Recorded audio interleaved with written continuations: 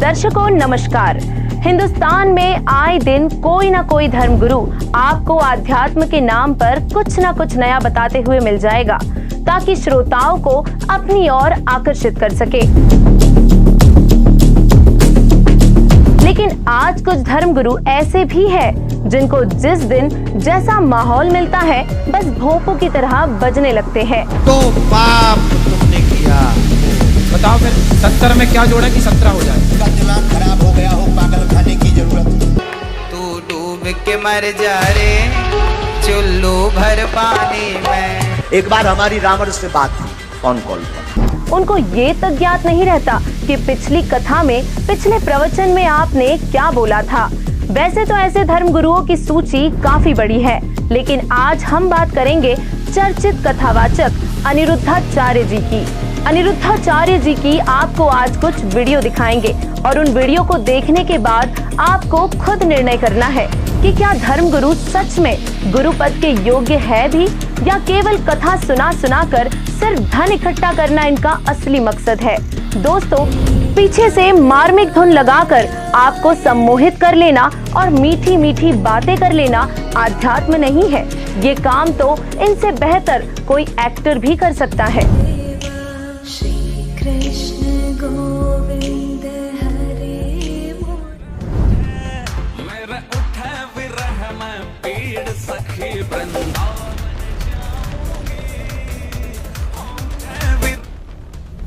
लेकिन धर्मगुरु का चोला धारण करके मोक्ष की गारंटी देना अपराध है। फिर आप पाप और पुण्य से बच जाते हैं, फिर आप मोक्ष के अधिकारी हो जाते हैं। भगवान के विधान में हजारों बार इस जुर्म के लिए सजाए मौत का फरमान है। तो चलिए आगे बढ़ते हैं और देखिए किस तरह से अनिरुद्धाचार्य जी अपनी ही बातों को गलत साबित कर रहे हैं। देखिए पहले ये वीडियो। दर्शकों देखिए अनिरुद्धाचार्य जी के आध्यात्मिक विचार। पाप कर्म कैसे कट सकते हैं। भी पुण्य किया करो, पुण्य करते ही उस पुण्य का फल भगवान के चरणों में समर्पित कर दिया करो। जब आप भगवान के चरणों में समर्पित कर जाते हैं ना, तो फिर आप पाप और पुण्य से बच जाते हैं, फिर आप मोक्ष के अधिकारी हो जाते हैं। यदि आप पाप पुण्य अपने ऊपर रखेंगे तो क्या होगा, उन पाप पुण्य को फिर भोगने संसार में आना पड़ेगा। तो पुनरपि जननम पुनरपि मरणम का चक्कर बना रहेगा। इसीलिए जो भी करो तुदीयम वस्तु गोविंद तुभ्यमेव समर्पयते। हे नाथ, मैंने आज जो भी पुण्य किया सारा पुण्य मैं आपके श्री चरणों में समर्पित कर रहा हूँ। इसलिए तो हम कहा करते हैं कि आप सब कुछ अर्थात अपने आप को भी भगवान के हवाले कर दो।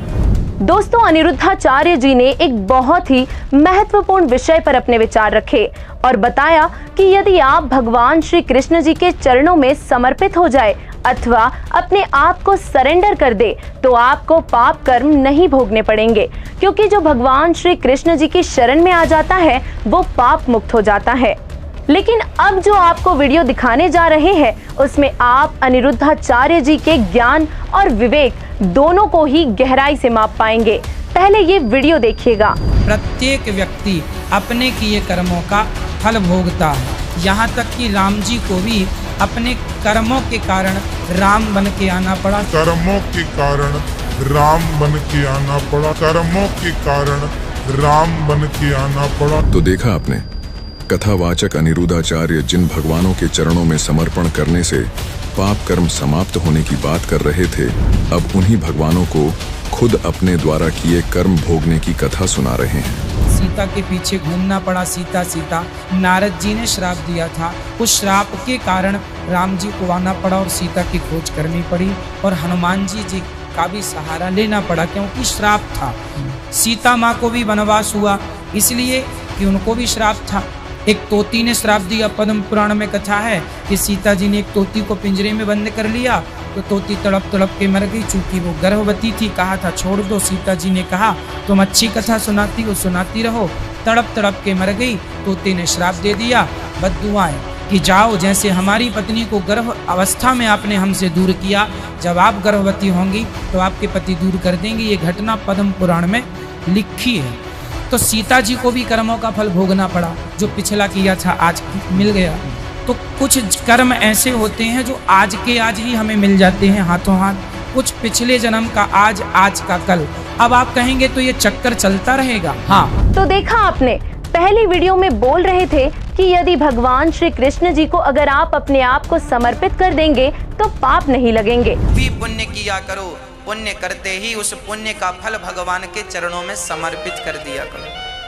जब आप भगवान के चरणों में समर्पित कर जाते हैं ना, तो फिर आप पाप और पुण्य से बच जाते हैं। और अब इस वीडियो में बोल रहे हैं कि भगवान राम, जो कि खुद भगवान श्री कृष्ण जी के अवतार थे, उनको भी अपने किए का कर्म भोगना पड़ा। सीता माता को भी अपने किए का कर्म भोगना पड़ा।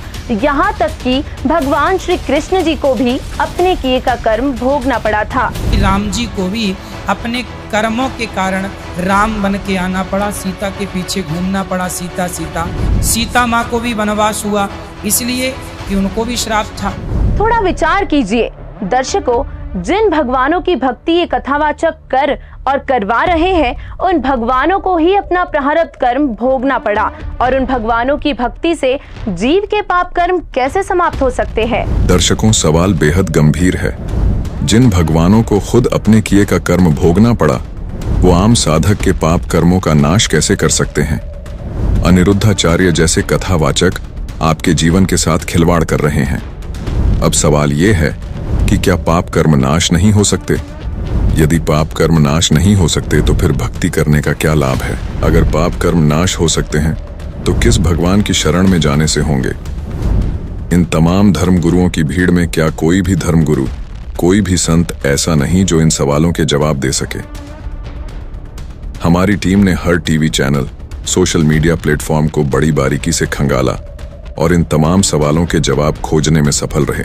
हैरानी की बात है कि इन सभी सवालों के जवाब एक ऐसे महान संत ने दिए जिनको इन तमाम नकली धर्म गुरुओं ने बदनाम करने की लाख कोशिशें की, लेकिन उन सब आरोपों के जवाब आज उनके अचूक ज्ञान, सटीक प्रमाणों के जरिए दिए जाएंगे।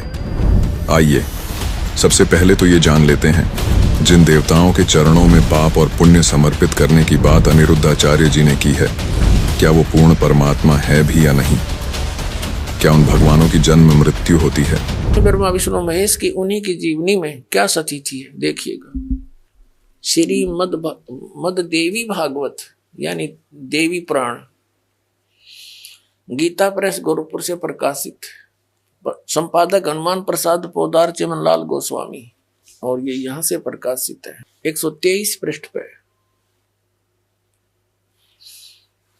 तीसरा स्कंद।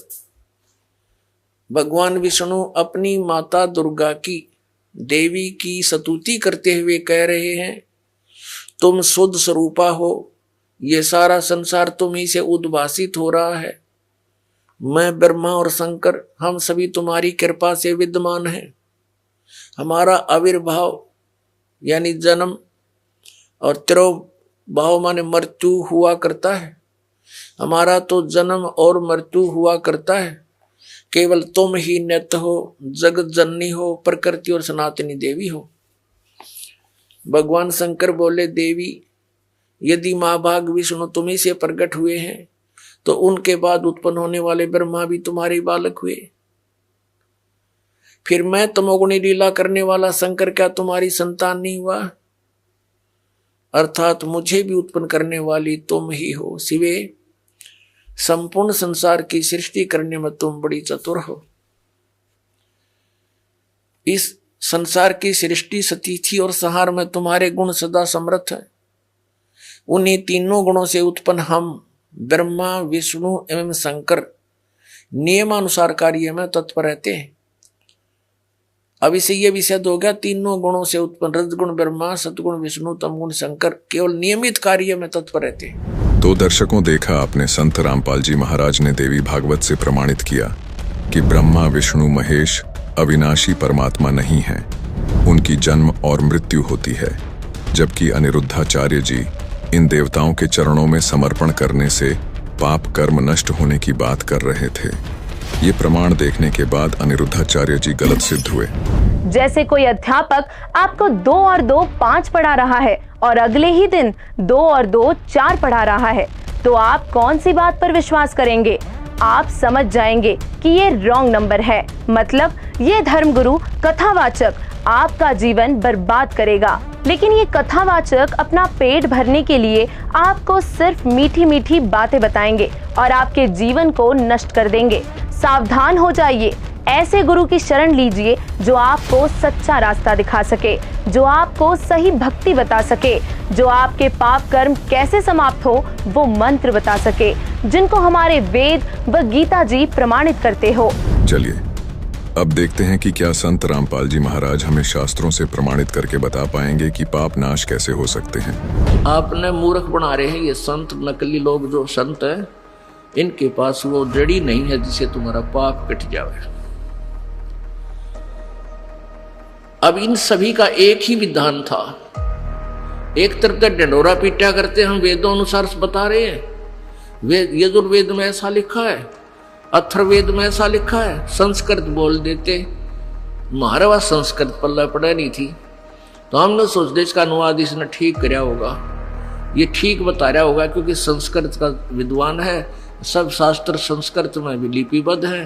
तो हमने ऑब्जेक्शन की कोई गुंजाइश नहीं थी कि ये बोलने वाला कोई गलत बता रहा है। तो ये क्या बताया करते कि पाप नहीं कट सकते,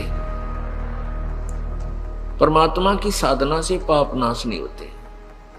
अरे जब भगवान की साधना से पाप नाश नहीं हुए, पाप नाश नहीं होता, जीवन सुख नहीं हुआ, क्योंकि पाप से दुख है। पाप कटे काटा निकले तो पैर में शांति हो। तो फिर परमात्मा की साधना की आवश्यकता ही समाप्त हो जाती है। परमात्मा नाम की कोई चीज नहीं रहे विश्व में, इसका नाम और निशान मिट जावे जाए, ऐसी परमात्मा के पास पावर ना हो। और आज भी भगवान की स्थिति विद्यमान है, तो वो शक्ति है मालिक में। प्रत्येक प्राणी उन अज्ञानी अनाड़ी संतों ऋषियों से ये सुनकर के पाप तो भोगना ही पड़ेगा, प्रारब्ध में ये तो दुख तुझे भोगना ही पड़ेगा, फिर भी उनकी चाह मिटी नहीं।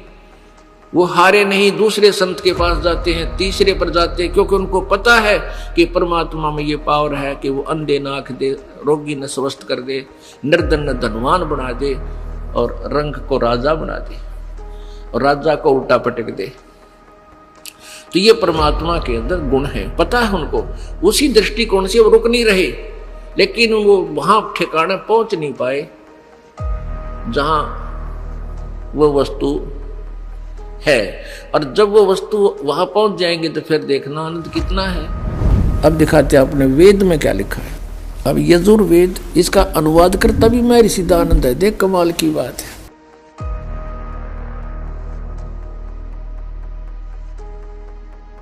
अब ये कहां से प्रकाशित है? प्रकाशक है सर्वदेशी कार्य प्रतिनिधि सभा 2/5 महर्षि सिद्धांत भवन, रामलीला मैदान, नई दिल्ली से। महर्षि सिद्धानंद सरस्वती द्वारा इसका अनुवाद किया गया। मुद्रक है Prince offset printers, 1510, Pataudi house, Daryaganj, नई दिल्ली से। 241 पृष्ठ पे है। 8वां अध्याय यजुर्वेद भाषा भाष्य।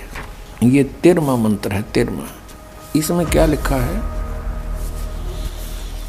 देव कर्तस्य ऐनस्य एवजनम असि, मनुष्य कर्तस्य ऐनस्य एवजनम असि, पितर कर्तस्य ऐनस्य एवजनम असि, आत्म कर्तस्य ऐनस्य एवजनम असि, अन्नस्य अन्नस्य एवजनम असि। ओए होए। अब इसका अनुवाद यहाँ किया है इन्होंने 242 पृष्ठ पे। ये 241 पर हम पढ़ रहे थे। यहाँ देखो 242 पर।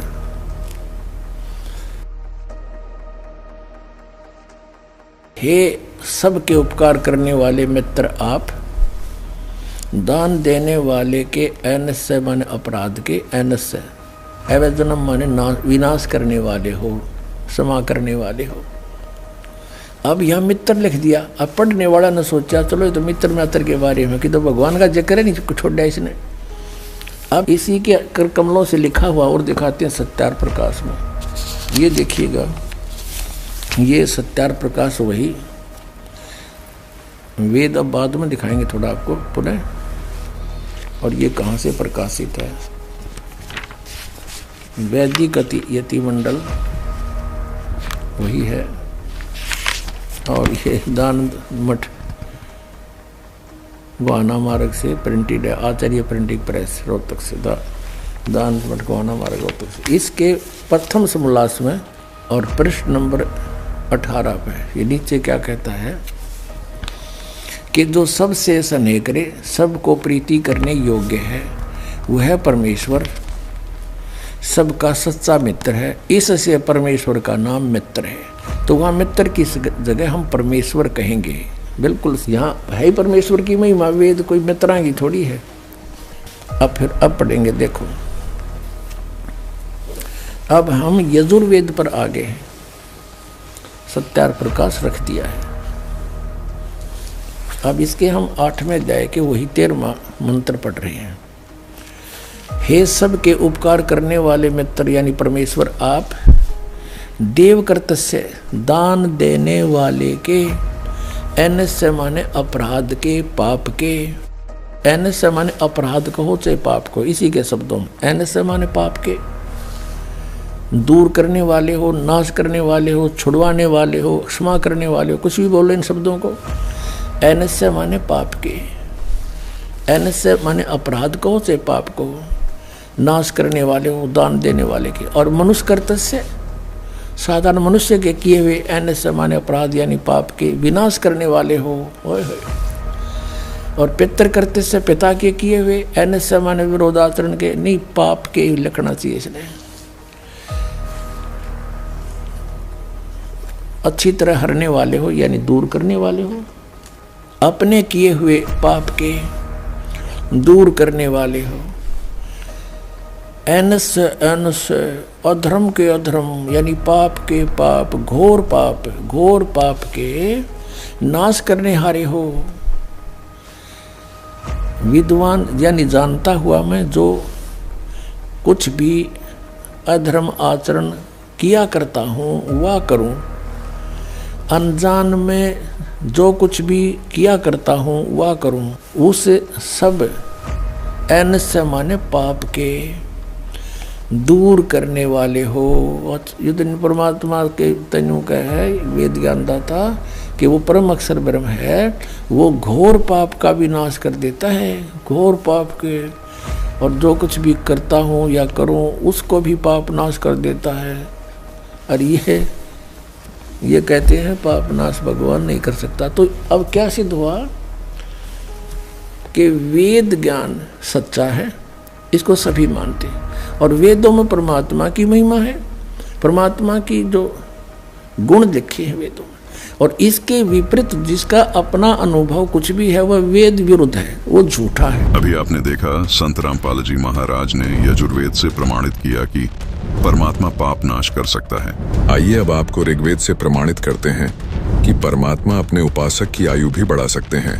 परमात्मा अपने साधक को जो मृत्यु के निकट पहुंच गया है उसको स्वस्थ करके यानी उसके सारे पाप कर्म नष्ट करके उसको 100 वर्ष की आयु प्रदान कर देते हैं। देखिए प्रमाण। अब देखिएगा ऋग्वेद भाषा भाष्य द्वितीय भाग, ये किसने अनुवाद किया है, कहाँ से छपा है? प्रकाशक हैं पंडिता राकेश रानी, प्रधान कार्यालय वेद मंदिर, महात्मा वेद भिक्षु सेवा आश्रम, लेखराम नगर अब्राहिमपुर, पोस्ट ऑफिस मुखमेलपुर, दिल्ली, दुर्वासित ने दान संस्थान, ठीक है, दिल्ली से।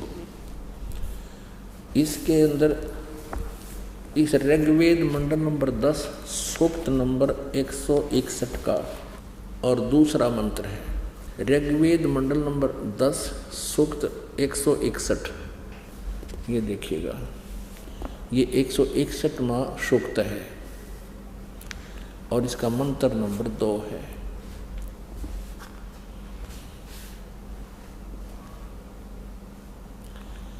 यदि किसी रोगी की जीवन शक्ति समाप्त हो,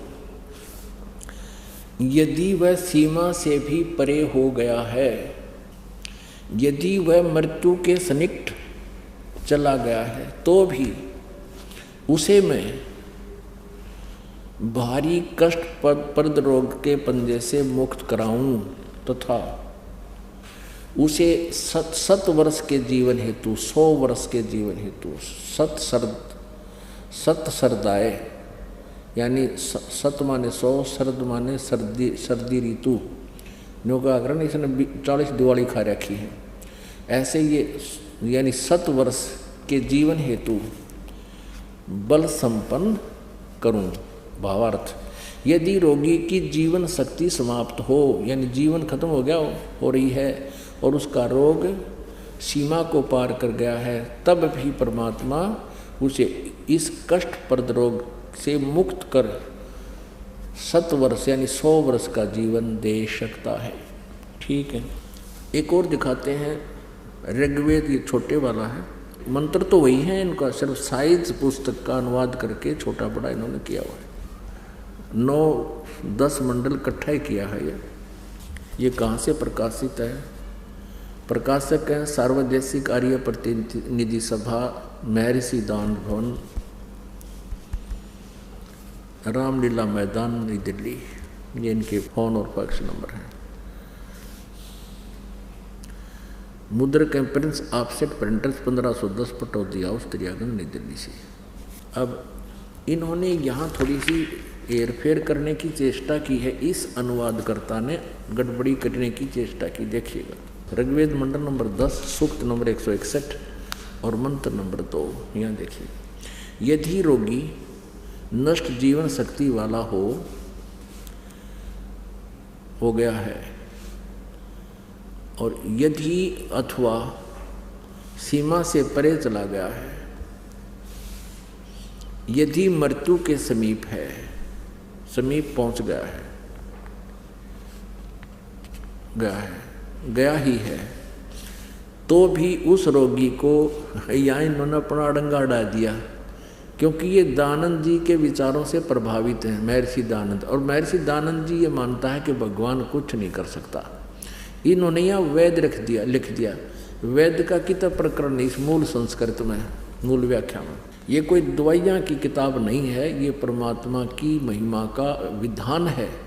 या वेद नहीं लिखना था, इन अपनी अज्ञान सो चढ़ा दी। ऐसे हम हिंदी पढ़ते रहे, संस्कृत हम नावे नहीं थी। इन अज्ञानियों ने ऐसे नाश कर रखा हमारी आध्यात्मिक ज्ञान का। यहाँ उस रोगी को मैं वेद, यहाँ वैद लिख दिया। अब पढ़निया ने सोचा वैद बूढ़ कर देता होगा, वैद तो करे दे, वैद दवाई अच्छी जानता होता है। नहीं, कष्टप्रद रोग के पंजे से छुड़वा लाता हूँ, ये भगवान की महिमा है, वैद की नहीं। और 100 शरद ऋतुओं तक जीने के लिए, यानी 100 वर्ष तक उसको बल युक्त करता हूँ। अब यहाँ देखना, यही अनुवाद करता है मंडल नंबर 9, सूक्त नंबर 80 का और मंत्र नंबर 2। यहाँ ये भूल गया किता है, वह दानंद वाले विधान को भूल गया। ये देखना, ऋग्वेद मंडल नंबर 9, सूक्त नंबर 80 और इसका यो दूसरा मंत्र है, दूसरा। अब देखना, हे परमात्मन, आप उपासकों की या अपने भक्तों की, साधकों की आयु के बढ़ाने वाले हैं। यहाँ को न याद रहा, इसका वैद लिखना भूल गए। संत रामपाल जी महाराज जी प्रमाणित करते हैं कि पाप कर्म समाप्त हो सकते हैं, लेकिन कैसे? देखिए ये वीडियो। सतनाम के जाप से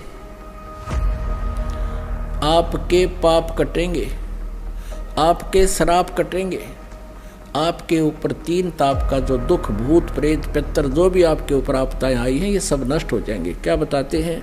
जब ही सतनाम हृदय धरो, भयो पाप को नाशे, जैसे चिंगारी अग्नि की भाई पड़े पुराने गाशे। कबीर परमात्मा कहते हैं अपने उस सच्चिदानंद घन ब्रह्म की वाणी में, कबीर वाणी में, उस तत्व ज्ञान में कहते हैं, जब ही सतनाम हृदय धरो।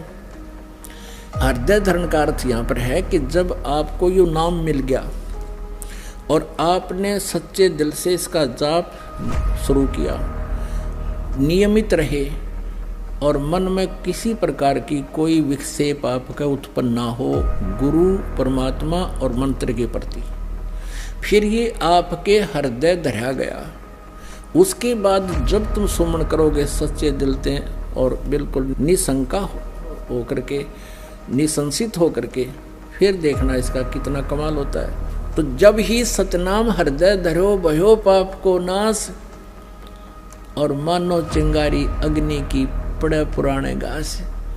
1000 क्विंटल और चाहे 1000 टन सूखा घास अडंगा पड़ा हो कहीं पर, और उसको ढोण लग गया आदमी, कद्दे भी ना उठा ना कितना दरिया जा, एक माचिस की सीख जलाकर चिंगारी ला दे, उसमें सारे नफसवा करके राख बना दी और चलेगी तेज हवा, इधर उधर बखेर कर उसको कति क्लियर कर देंगे। तो यहाँ परमात्मा कहते हैं जब ही सतनाम हृदय धरो भयो पाप को नाशे, जैसे चिंगारी अग्नि की भाई पड़े पुराने घासे।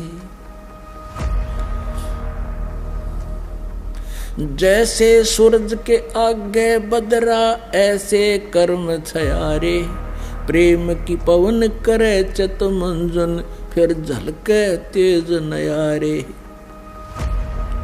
जैसे सूरज के आगे बादल ऐसे कर्म छयारे, जैसे सूर्य के सामने काले काले घोर बादल छा जाते हैं, उसका प्रकाश धीमा पड़ जाता है, ऐसे आप आत्मा और परमात्मा के बीच में हमारे पाप कर्मों के बादल छाए हैं। क्या बताया है कि जैसे सूरज के आगे बदरा ऐसे कर्म छयारे, प्रेम की पवन कर चत मंजन फिर झलक तेज नयारे।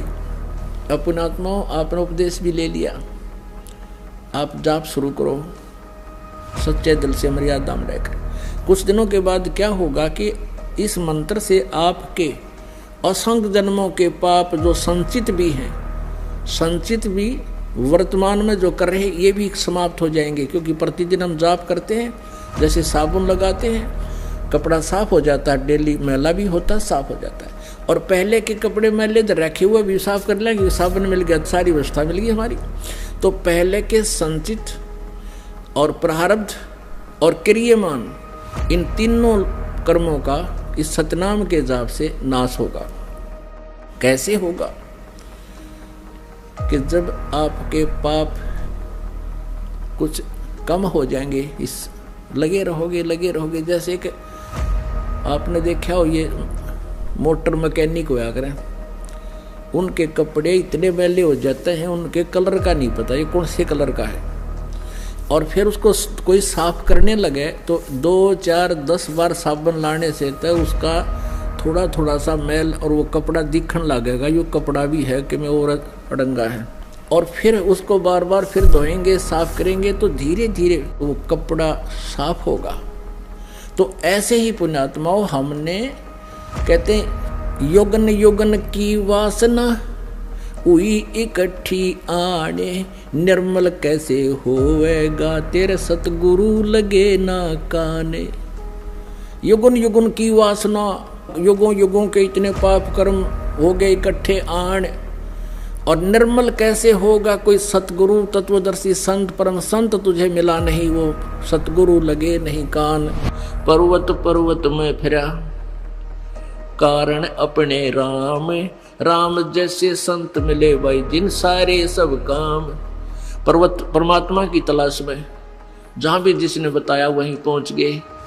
कोई कित गुफा में महात्मा बैठा है, कित फुलौनी जगह बैठा है, पर्वत पर बैठा है, जंगल में बैठा है, या किसी नगर गांव में, हम वहीं पहुँचे।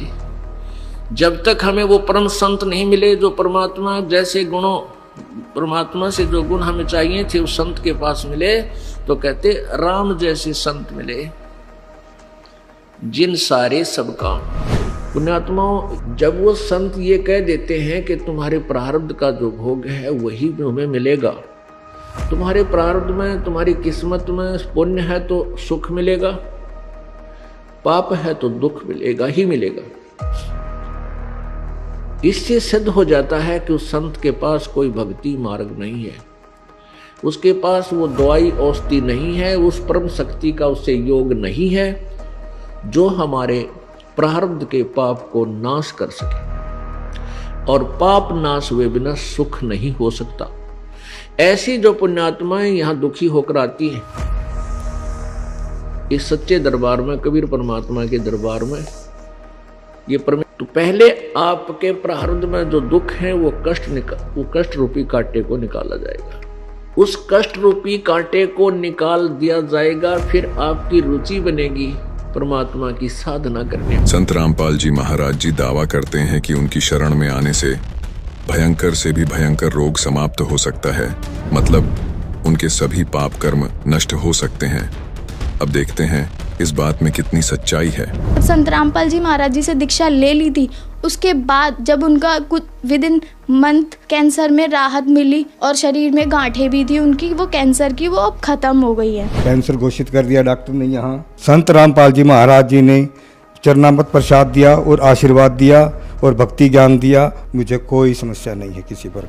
और जो डॉक्टर कैंसर है बताते थे, वही डॉक्टर के मुख से हमने ये सुना भगत जी कि ये चमत्कार कैसे हो गया, ये तो कैंसर था, वो भी 3रा स्टेज का। तो आप लोग हैरान हो जाओगे। मुझे कैंसर था, जब मुझे लगा कि अभी मेरी लाइफ थोड़ी है, ज़्यादा लाइफ नहीं है, मेरी पैरों के नीचे की जमीन खिसक गई कि, और मेरे परमात्मा ने, गुरुजी ने, संत रामपाल जी महाराज ने इतना प्रार्थना हमने लगाने के बाद उनका मैसेज आया कि बेटा परमात्मा आपको दया करेंगे, आपके संत रामपाल जी महाराज आपके ऊपर दया करेंगे। और फिर हमने मेडिकल रिपोर्ट पाया शाम को, तो उसमें लिखा था कि मुझे सिर्फ ओनली वायरल इन्फेक्शन है। आशीर्वाद लिया संत रामपाल जी महाराज जी से तो उनका कैंसर बिल्कुल ठीक हो गया।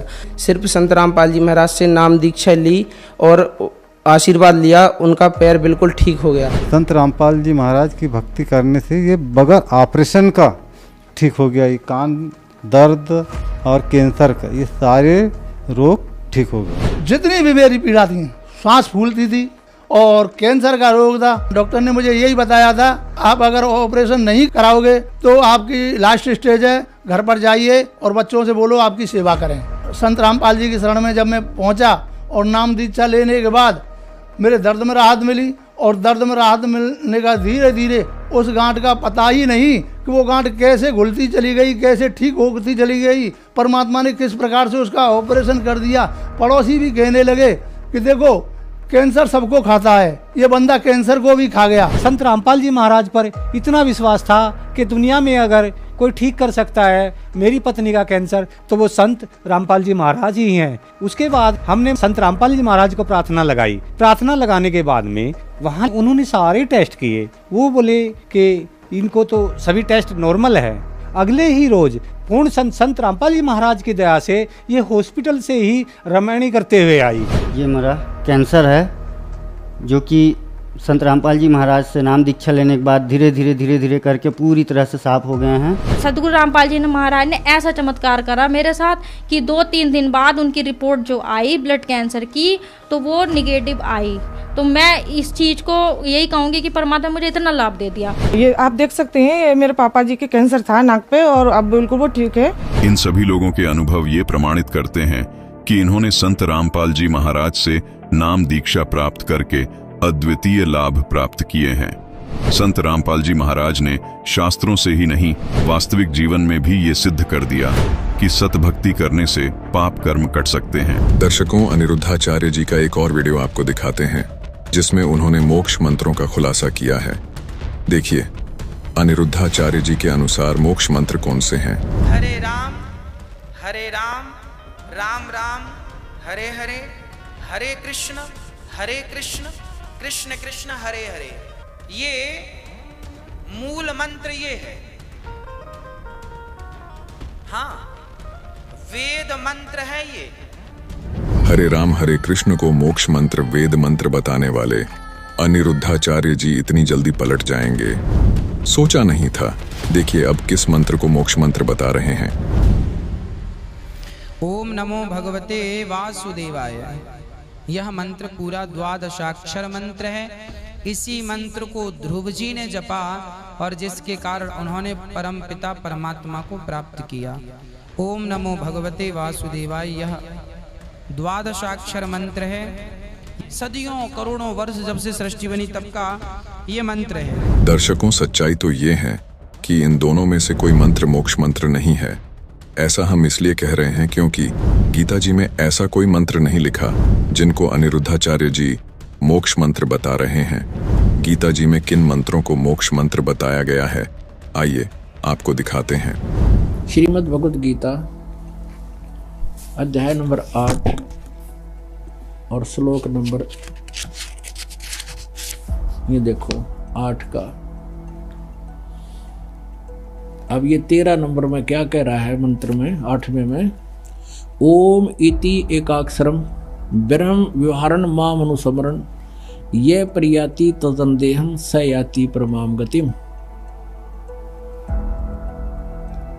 अब माम ब्रह्म, मुझ ब्रह्म का, ओम इति एकाक्षरम, ये ओम एक अक्षर है बस यही, और व्यवहारण माने उच्चारण करके, अनुसमन माने स्मरण करता हुआ, ये प्रियाति तदंदेहम जो शरीर छोड़कर जाता, स याति परमाम गति। अंडरस्टूड है कि जो ओम नाम के जाप से जो गति मिलेगी वो परम गति इस ओम तो होगी और वो ब्रह्म लोक प्राप्ति है। अब 8वें अध्याय के 16वें श्लोक में देखिएगा कि हे अर्जुन, ब्रह्मलोक पर्यंत सब लोग पुनरावर्ती में हैं। इन्होंने यहाँ टिप्पणी की है स्टार से नीचे, अर्थात जिनको प्राप्त होकर पीछे संसार में आना पड़े ऐसे पुनरावर्ती कहते हैं। तो यहाँ ब्रह्मलोक में गए हुए प्राणी भी पुनरावर्ती में फिर आना पड़ेगा, तो पूर्ण नहीं वैसे। अब यहाँ इन्होंने अनुवाद गलत किया है कि कुंती पुत्र मुझको प्राप्त होकर पुनर्जन्म नहीं होता। अब यहाँ इसका मूल संस्कार देखो, अब्रह्म भुवनाथ लोका पुनरावर्तिने अर्जुन माम उपेत तु कौनते पुनर्जन्म न विदते। यहाँ इसने अगर ये हम इनके अनुसार कहें कि मुझे प्राप्त होकर पुनर्जन्म नहीं होता, गीता जी अध्याय नंबर 4 का श्लोक नंबर 5 और 9 गलत शब्द हो जाते हैं। ये देखिए अध्याय नंबर 4, ये 5 श्लोक है, ये अध्याय नंबर 4 का। हे परंतु अर्जुन, मेरे और तेरे बहुत से जन्म हो चुके हैं, तू नहीं जानता, उन सबको मैं जानता हूँ। 9वें में क्या कहा कि मेरे जन्म और कर्म अलौकिक हैं, मेरे जन्म और कर्म अलौकिक हैं, दिव्य हैं। अब दूसरे अध्याय के 12वें श्लोक में कहा है, ये है अध्याय नंबर 2 का और श्लोक नंबर 12, न तो ऐसा ही है कि मैं किसी काल में नहीं था, अथवा तू नहीं था, अथवा राजा लोग नहीं थे, और न ही ऐसा है कि इससे आगे हम सब नहीं रहेंगे, यानी हम पहले भी थे, आगे भी जन्म होगा आपका हमारा। क्योंकि यहाँ फिर 17वें श्लोक में कहा है कि नाश रहित तो उसको जान, नाश रहित तो उसको जान जिससे संपूर्ण जगत दर्शक वर्ग व्याप्त है, यानी जिसने सारे ब्रह्मांडों की रचना की है। इस अविनाशी का विनाश करने में कोई समर्थ नहीं है, यानी कोई और है गीता ज्ञानदाता से, वो अविनाशी है। अब यहाँ चौथे अध्याय के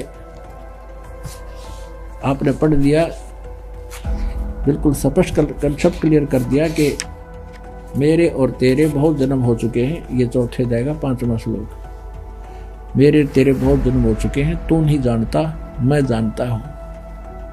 और 9वें में भी ऐसा। फिर 10वें अध्याय का दूसरे श्लोक में इसने कहा कि अर्जुन, मेरे जन्म को ये नहीं जानते देवता लोग। अब देखो ये दूसरा, मेरी उत्पत्ति यानी जन्म को और यानी लीला से प्रकट होने को देवता लोग, न देवता लोग जानते हैं और न मैं ऋषि जानते हैं, क्योंकि मैं इन सब प्रकार से देवताओं का और मैं ऋषियों का अधिकार हूँ। यानी ये देवता और मैं ऋषि मेरे से उत्पन्न हुए हैं, इसलिए ये मेरे जन्म को नहीं जानते, मेरी उत्पत्ति को नहीं जानते। इससे से इसका जन्म भी हुआ है वो दास बताएगा, क्योंकि पिता की उत्पत्ति को पुत्र संतान नहीं जानती, दादाजी बताता है। तो कबीर परमेश्वर हम सब के परम पिता, उन्होंने आके बताया है। तो अब जो कंसेप्ट ये जो क्लियर कर रहा दास 8वें अध्याय का 16वां श्लोक, ये देखिए यहाँ ये कहना, अनुवाद करना कि हे अर्जुन, ब्रह्मलोक पर्यंत सब लोग पुनरावर्ती में हैं, परंतु कुंती पुत्र मुझे प्राप्त होकर पुनर्जन्म नहीं होता, ये अनुवाद गलत है। इस कारण देखिएगा कि आ ब्रह्म भुवनाथ लोक का पुनरावर्ती न अर्जुन, यानी सब ब्रह्म लोक तक सभी पुनरावर्ती में है, वहाँ गए हुए प्राणी भी वापस आते हैं। और जो ये नहीं जानते न विदते माम उपेत, तू मुझे प्राप्त हुआ परंतु मेरे प्राप्त वालों का भी पुनर्जन्म कौनते पुनर्जन्म है, न विदते जो नहीं जानते, जो ये बात नहीं जानते कि मुझे प्राप्त होकर भी वो ब्रह्मलोक में गए हुए प्राणी भी पुनरावर्ती में है, ये नहीं जानते, तो मुझे प्राप्त होकर भी उनका पुनर्जन्म होता है। न विद माने जानना भी होता है, एक अक्षर का केवल एक करट्टा नहीं होता, ये कोड वर्ड, ये बहुत ही गहरे शब्द हैं। अगर इसका ये अर्थ माने तो वो 3 श्लोक गलत हो जाते हैं गीता जी के, ये इनका अनुवाद गलत कर दिया इन्होंने। अब हम आते हैं अपने 8वें अध्याय के प्रथम श्लोक में।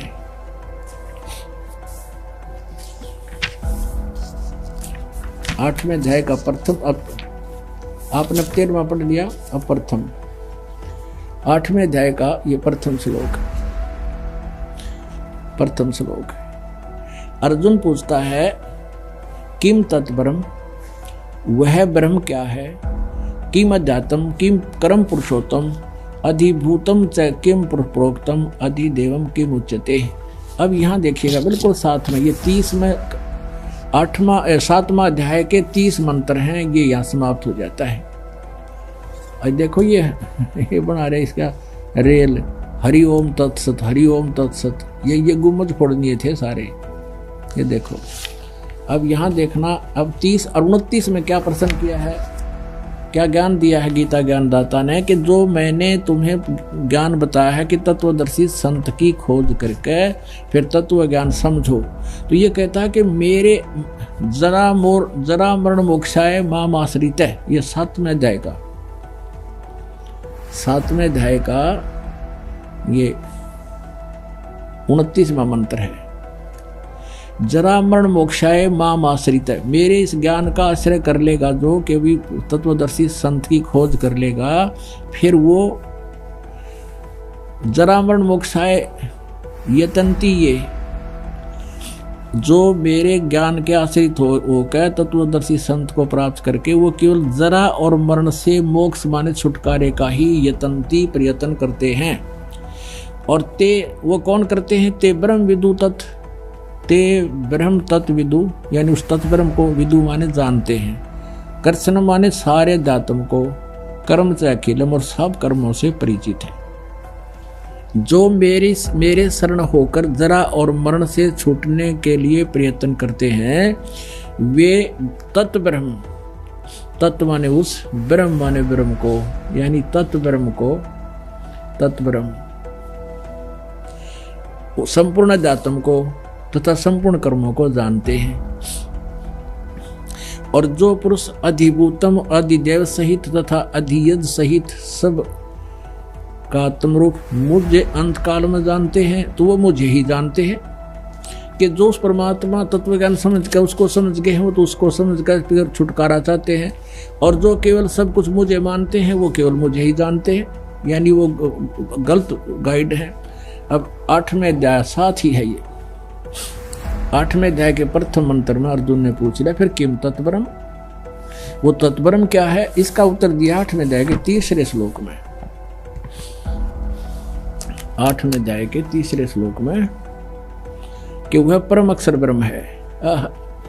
अपनात्मा। अब 5वें श्लोक में कहा है कि जो 8वें अध्याय के 5वें श्लोक में कहा है कि जो पुरुष अंत काल में मुझको ही स्मरण करता हुआ शरीर त्याग कर जाता है, वह मद भावम, ये मेरे साक्षात रूप को नहीं, मद भावम याति, मेरे भाव में वो को प्राप्त होता है, वो मेरे में उसकी आस्था बनी रहती है, इसमें संशय नहीं है। अब 6 में तो ये कहा है कि ये एक नियम है कि जो व्यक्ति अंत समय में जिसका भी सिमरण करता हुआ, 6 में कुंती पुत्र अंत काल में जिस भी भाव को स्मरण करता हुआ शरीर का त्याग करता है, तो उसको ही प्राप्त होता है सदा उसी भाव से वो भावित रहता है। अब 7वें में कहा है कि इसलिए अर्जुन तू सब समय में निरंतर मेरा स्मरण कर और युद्ध भी कर, यानी मेरा स्मरण भी कर, युद्ध भी कर, और मुझे अर्पण किए हुए मन बुद्धि से होगा, निसंदेह तो मुझे ही प्राप्त होगा। अब 8वें में कमाल कर दिया, परमम पुरुषम दिव्यम याति पार्थ है अभ्यास योग युक्तेन चेतसा, यानी तत्वदर्शी संत से जो विद्वान पुरुष, जो पुण्यात्मा, जो समझदार व्यक्ति उसकी उस साधना करते हैं, ना अन्य गामिना, अन्य कहीं ना जाने वाले चित्त से, जो परमम पुरुषम दिव्यम यानी परम अक्षर ब्रह्म की साधना करते हैं, वो उसी को प्राप्त करते हैं। यहाँ देखो अनुवादिनी का 8वें अध्याय का ये 8वां मंत्र, हे पार्थ यह नियम है परमेश्वर के ध्यान नहीं है, अभ्यास योग युक्तेन, अभ्यास का अर्थ है उसके सिमरण करना, योग यानी भक्ति का, उस भक्ति सत भक्ति जो संत बता होगा उसका अभ्यास करता हुआ, योग से युक्त यानी साधना से लगा हुआ, दूसरी ओर न जाने वाले चित्त से यानी किसी और में आस्था नहीं रखा है, निरंतर चिंतन करता हुआ उस परम दिव्यम पुरुष याति, उस परमम दिव्यम पुरुषम याति, उस परम पुरुष मूल पर आदि पुरुष परमेश्वर मूल वाले उस परम अक्षर ब्रह्म को प्राप्त होता है। और 9वें में उसका संकेत भी कर दिया, कव्यम पुराणम अनुशासिताराम अणो अणियांसम अनुसमर्तेय सर्वस्य धाताराम अचिंत रूपम आदित्य वर्णम तमस्य प्रस्तात्, अज्ञान रूप अंधकार में वो बहुत दूर है, उसको नहीं जानते, वो आदित्य रूप वर्णम यानी सूर्य की तरह तेजों में साकार है, और कव्यम है वो कव्यम। ये तो अब चैप्टर दूसरा लंबा बन जाएगा, इसको नहीं छेड़ते, इतना ही लेंगे। जो पुरुष सर्वज्ञ कवियम कबीर, जो पुरुष सर्वज्ञ अनादि सबके नियंता, सूक्ष्म से अति सूक्ष्म सबके धारण पोषण करने वाले अचिंत स्वरूप, और सूर्य के सदृश चेतन नित्य चेतन प्रकाश रूप, अविद्या से अति परे यानी जो उसको कुछ नहीं कोई नहीं जानता, उस सच्चिदानंद घन परम परमेश्वर का श्रवण करता है।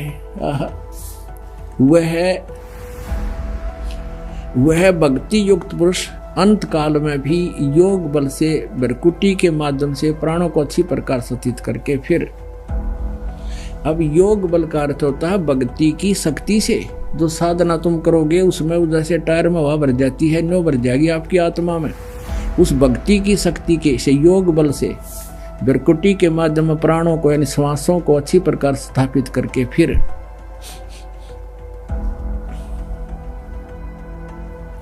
निश्चल मन से श्रवण करता हुआ उस दिव्य परम पुरुष को ही प्राप्त होता है, यानी परम अक्षर ब्रह्म को ही प्राप्त होता है। 3 श्लोकों में लगातार उस परम अक्षर ब्रह्म की जानकारी दी है। तो दिखाते हैं इसी